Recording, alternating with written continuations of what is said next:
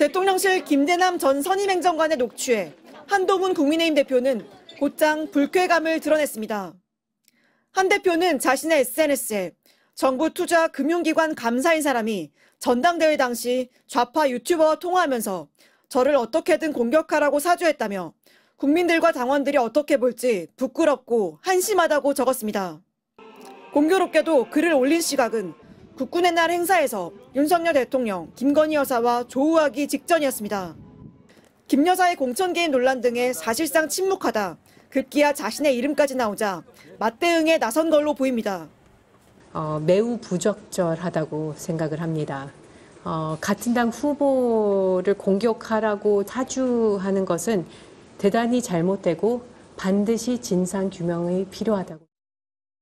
친한계 인사들도 일제히 맹비난했습니다. 정치 부패와 공작 정치, 좌우를 뛰어넘는 정원 유착, 전당대회를 분열의 늪으로 빠져들게 한 실체가 밝혀졌다며 배우가 누구인지 수사해야 한다고 목소리를 높였습니다. 야권 역시 총공세에 나섰습니다. 혼자 할 리가 없는 사건 아니겠습니까? 시점부터 확인해야 되고, 그러니까 누구와 같이 했는지, 누구의 지시에 의해서 했는지 다 따져보고 처벌해야 된다고. 이런 가운데 윤석열 대통령은 내일 추경호 원내대표 등 여당 원내 지도부와 만찬을 갖습니다. 각 상임위 간사 등이 포함됐는데 한동훈 대표는 원외 인사라 초대받지 못했습니다. 국정감사를 앞두고 격려하는 자리여서 한 대표는 뺐다는 게 대통령실 설명이지만 윤 대통령이 한 대표에 대한 불만을 내비친 것이라는 해석이 나옵니다. 민주당은 한 대표가 두 특검에 대해 다른 목소리를 내기 때문에 쏙 뺐냐며 윤석열 대통령이 정치 참 후지게 한다고 꼬집었습니다. MBC 뉴스 지은수입니다.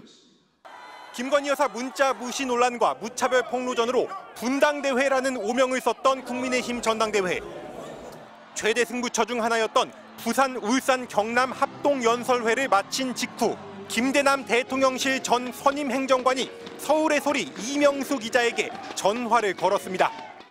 내가 한동훈에 관련돼가지고 나온 얘기가 있어가지고 내가 은밀히 내가 전화할 테니까 잘 기억해놨다가 어떻게 좀 공격할 방법을 찾아봐. 은밀히 하겠다는 전화는 자정이 다 돼서야 걸려왔습니다. 한동훈 후보가 비상대책위원장 시절 총선을 지휘하면서 여의도 연구원을 통해 여론조사를 돌렸는데 이 가운데 자신의 대권과 관련한 조사를 2차례 진행했다는 주장이었습니다. 기업으로 따지면 자기를 해서 행령이죠, 행령. 대통령 되려고 어쩌고 처음부터 거기서 대회 때부터 이제 수작을 했다. 그러면서 이 같은 의혹을 터뜨려주면 김건희 여사가 아주 좋아할 거라며 보도를 독려하는 듯한 발언을 이어갑니다.